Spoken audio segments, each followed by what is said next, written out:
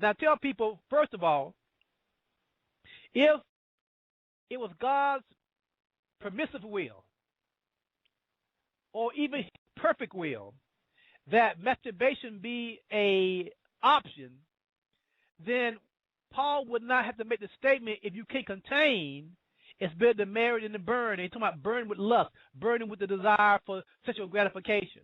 If masturbation was permitted, then you wouldn't care about what anybody else does because you could provide that activity for yourself. You could provide that sexual gratification for yourself.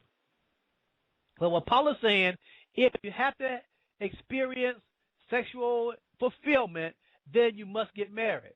Secondly, getting back to those who are married, Paul said once you are married, in verse 3 of the 7th chapter of 1 Corinthians, he said, let the husband render unto the wife due benevolence, and likewise also the wife unto the husband.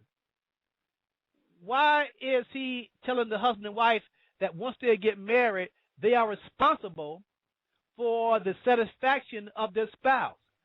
Again, if masturbation was the issue or masturbation was an option, then this statement that Paul is making would be a mute issue. What Paul is saying, it is up to the wife to satisfy the husband and up to the husband to satisfy the wife, and he's warning both of them, do not defraud one another. And I'm going to verse 5 of the 7th chapter of 1 Corinthians. He says, defraud ye not one another, except it be with consent for a time, unless you both agree, that ye may give yourself over to fasting and praying and prayer, and come together again, that Satan or demons tempt you not for your incontinency. What he is saying in essence is, he's telling the husband, render to the wife, do benevolence. He tells the wife, render to the husband, do benevolence. He said, do not defraud one another. Do not withhold that responsibility unless you both come together and you agree. Both come together and you agree with consent. He said, and let that be that you're getting yourself over to fasting and praying, but make sure that it's only for a short while or a determined time frame, lest Satan or demons come and tempt you. Excuse me.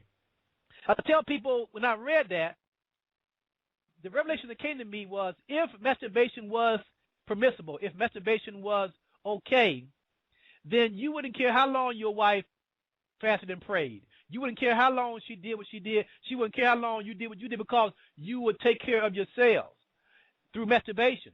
But I submit to you that, first of all, when we look at masturbation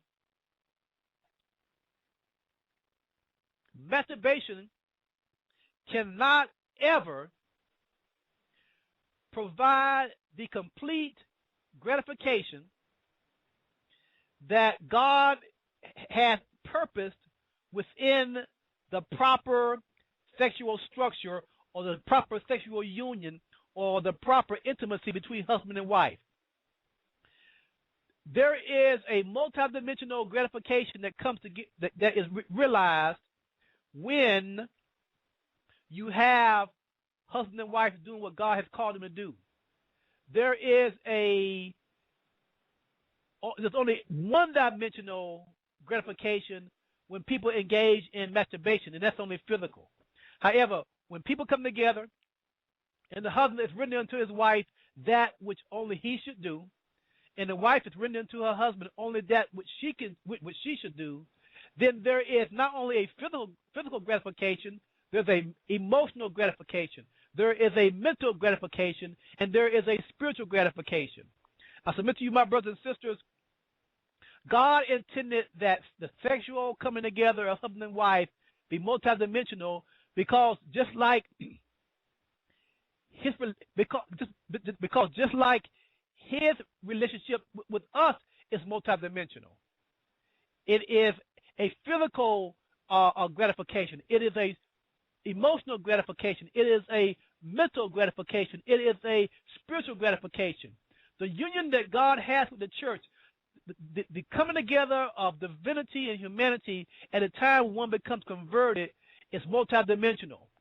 And so because God has compared his union with the church to that of husband and wife who have consummated their union through intimacy, I submit that when you introduce masturbation, you're introducing one of the unholy trinity, one of the unholy elements that Satan has designed to disrupt, to prevent the result in the holy union that God has purposed. Now, when you think about masturbation, you can't ignore pornography, because pornography is the element that in most cases fuels masturbation. Pornography in most cases is the firewood that keeps the fire of masturbation or the fire of lust going and going. I submit to you, my brothers and sisters, when we start thinking about the whole concept of self-gratification, in reality it's self-abuse. When we start thinking about I'm going to use the word open door to addictive behavior that masturbation will provide,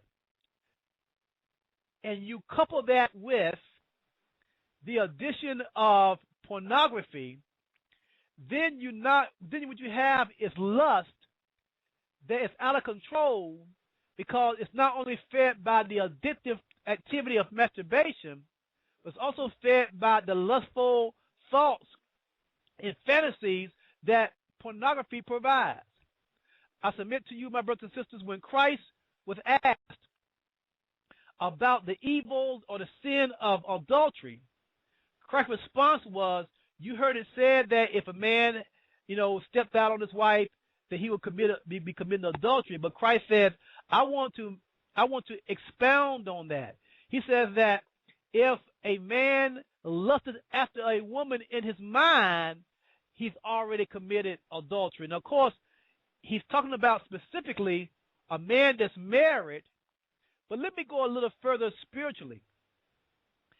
We can commit spiritual adultery. We can, because of our vow to embrace God, because of our vow to put God first, because of our vow to follow him, because of our vow to submit ourselves to him, because of our vow to have no other God before him.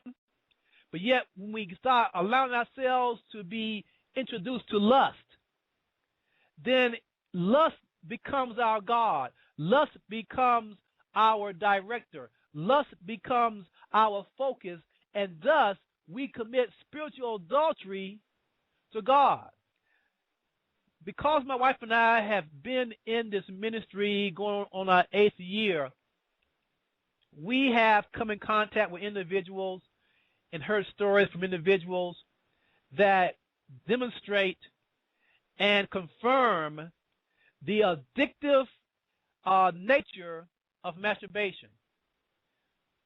We, based upon our conversation with individuals, most people, and I can't say all, because I've not spoken to all, but most of the individuals that we have spoken with, really in essence, all of the individuals that we have spoken to, who were wrestling with, who were addicted to masturbation, also had addiction and influences and involvement in pornography.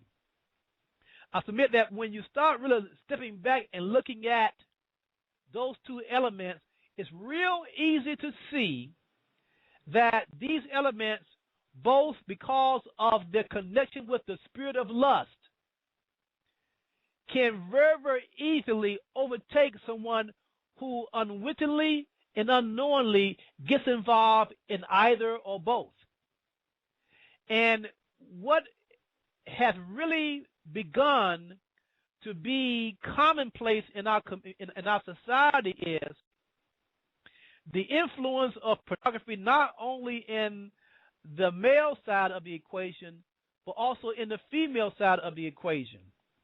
And what we're finding out is, as masturbation and pornography becomes more prominent in the female side of the equation, so does sex toys. I submit to you, my brothers and sisters, when we start talking about the unholy trinity of masturbation, pornography, and sex toys, I submit that we all must understand that they all have a link one with the other. And of course, some people would say, well, and I've heard even Christians make the statement where if we're married, it's okay for a husband and wife to sit down and look at pornography.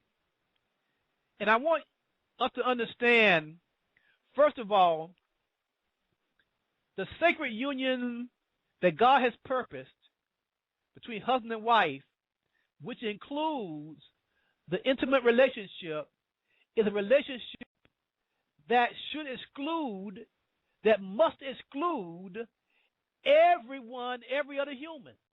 The intimate relationship between husband and wife should not involve anybody else outside of God himself. And it does because, excuse me, if you are one with God, then your intimate relationship with your husband or your wife also includes God.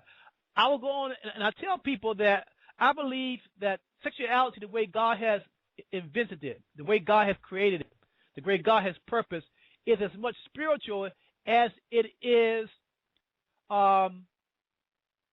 physical.